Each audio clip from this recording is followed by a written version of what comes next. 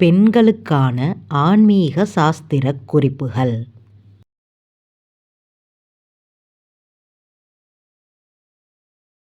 பெண்கள் பின்பற்ற வேண்டிய ஆன்மீக சாஸ்திர குறிப்புகள் சில உள்ளன.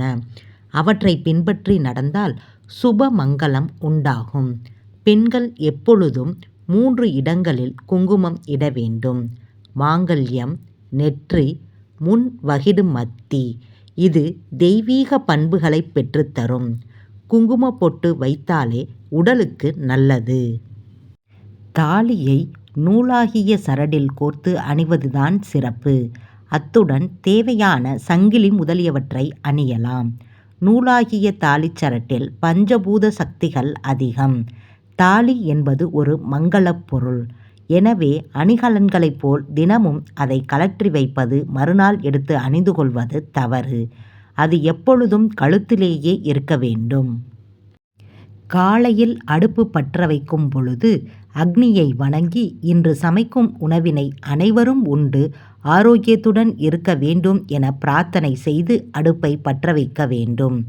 மாலை வேளையில் அரசமரத்தை வலம் வர கூடாது. கோயிலுக்கு கொண்டு செல்லும் எண்ணெயை கோயில் விளக்கில்தான் ஊற்ற வேண்டுமே தவிர வேறு ஒருவர் ஏற்றி வைத்த விளக்கில் ஊற்றக்கூடாது. முந்தானையை தொங்கவிட்டு நடக்கக்கூடாது. இழுத்து சொருக வேண்டும். முந்தானை ஆடினால் குடும்பமும் ஆடிவிடும் என்பார்கள். குத்து விளக்கு ஏற்றும் பொழுது ஒரு திரி மட்டும் போடக்கூடாது. 2 திரியிட்டு ஒரு முகம் ஏற்ற வேண்டும். தெற்கே பார்த்து நின்று கொண்டு கோலம் போடக்கூடாது. போடுகின்ற கோடு தெற்கு பக்கமாய் முடியக்கூடாது. ஆலயத்தில் சுவாமி கும்பிடும் போது பின்னங்கால்கள் 2ஐயும் சேர்த்து கொண்டு முன்னெற்றி தரையில் தொட உடல் முழுவதும் தரையில் படுமாறு விழுந்து வணங்க வேண்டும். பெருமாள் கோவிலில் தீர்த்தம் வாங்கும்போது இடது கைக்கும் வலது கைக்கும் நடுவில் முந்தானை துணியை வைத்து தீர்த்தம் வாங்க வேண்டும். சுமங்கலி பெண்கள் குளிக்கும் பொழுது தெற்கு முகமாக உட்கார்ந்து சிறிது மஞ்சளை தேய்த்து முகத்தில் பூசிக்கொண்டுதான் குளிக்க வேண்டும்.